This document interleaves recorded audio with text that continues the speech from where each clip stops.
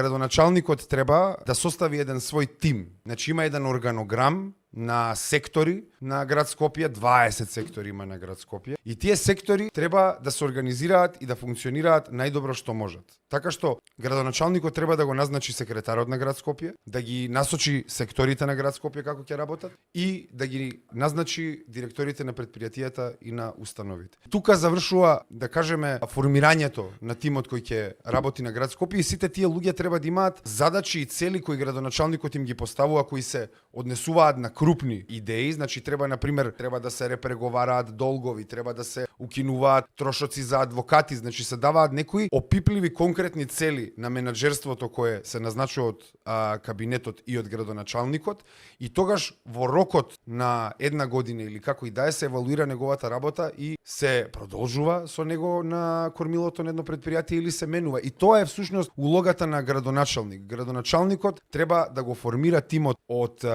експерти кои ќе го води овој град. Јас само едно можам да им кажам на нашите граѓани, дека јас навистина се од себе ќе дадам да ги интегрирам најпаметните меѓу нас. И тоа е целата поента. Ние мораме да се слушаме меѓусебно. Не може еден градоначалник да носи автохтоно одлуки и неговиот кабинет затворен во политички пресметки. Навистина треба да се отвори и да размислува по тоа што го добива константно од терен и од научната фела и така натаму.